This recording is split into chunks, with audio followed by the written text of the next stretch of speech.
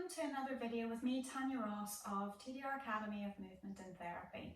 This video is to show you a stretch for the hamstring muscle group in a lying down position.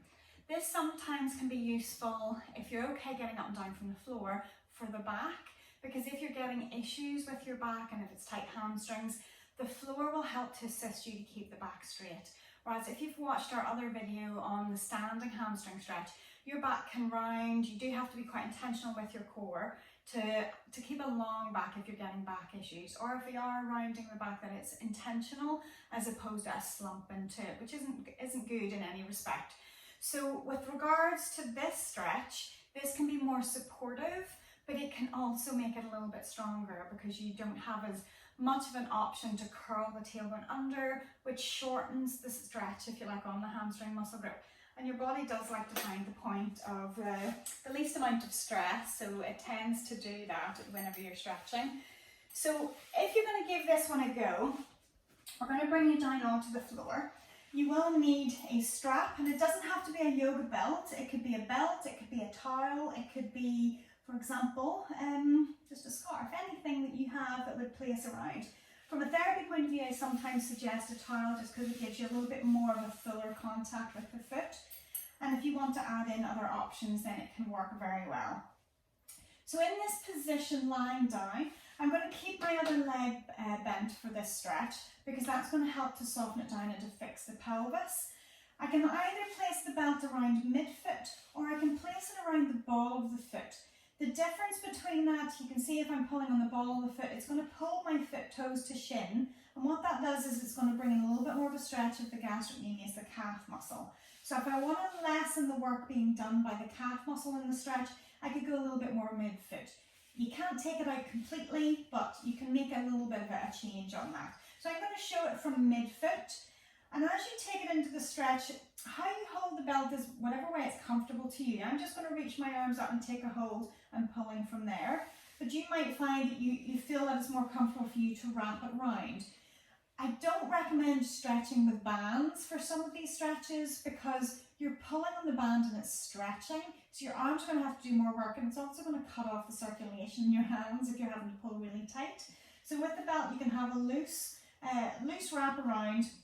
And then again, you're gripping onto the band from there. So you're going to take the leg wherever you feel your range of movement will allow you to go. So that's where I'm starting to feel that first point of stretch coming into the back of my thigh. And with the hamstring muscle grip, like any of them, you need to hold it until it feels at ease. This is a passive stretch. I'm using my arms to take the stretch in. I'm relaxing through every muscle in my body. So with this as a stretch, you can relax if there's a lot of tension there, if you feel you're over gripping. It's a good place to start for those hamstrings. You can also watch our video on how to stretch if you haven't seen it already, to give you a few more pointers. Now with this, whenever I start to feel it easing, I can certainly take it a little bit further. My other option would be to move the belt, and I could come into the ball of the foot then. That will increase the stretch in the calf, but also in the hamstring.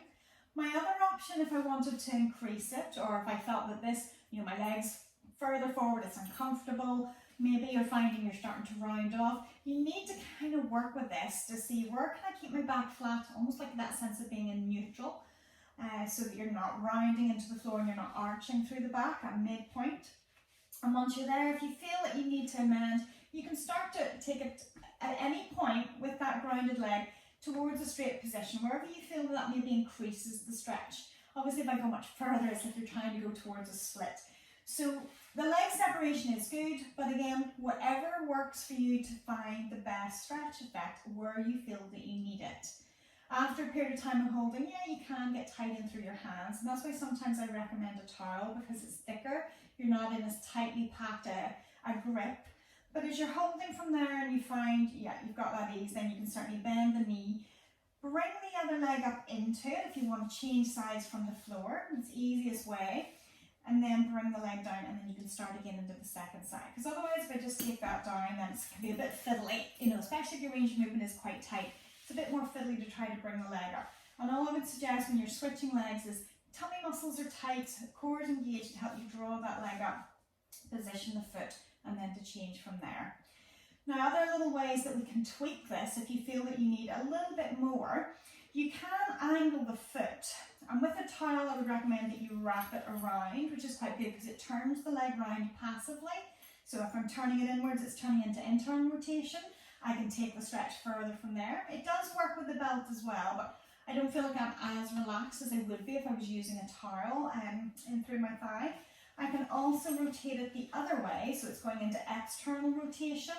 And then again, you'll find, does that feel like it's tighter, as in it's a better stretch to go one way versus the other? And we always typically will have one side that's tighter than the other. So you can focus in with those. Now another add-on that you can do in this position, again, hopefully keeping that back in that flatter position, in that neutral position, we can take the leg a little bit as if we're aiming it towards the opposite shoulder. And as we take it there, again, it's going to change the angle of the stretch. Again, if I scoot my tail under, it's going to change it. Not a great place to be. You want to keep the pelvis flat. And again, if you decide that you want to add in that internal rotation as you're taking it towards the opposite shoulder, that can be another add-on. If I was going external rotation, I could add in as if you imagine the width of your shoulders just again out as I'm stretching the right leg out to the right side. I would take my foot as if I'm aiming towards that same distance on the right side of the shoulder. So again, you can do it with external rotation or without as you're aiming that way. It's good practice to do both, but again, bodies are bodies, they're different for everybody, so you have to see how that feels for you.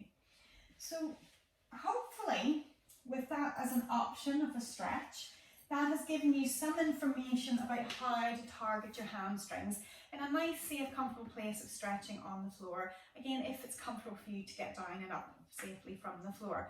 Otherwise, check out our other video from the standing options. So I hope you've enjoyed this video, and if you have, give us a like, maybe leave us a comment for any other feedback that you'd like to share with us, maybe some ideas of other videos we can give you. Why not subscribe? That way you can get some notifications through as well when we've posted more videos, which we're always hoping that they're of benefit to you. Thanks for watching and hope to see you again soon.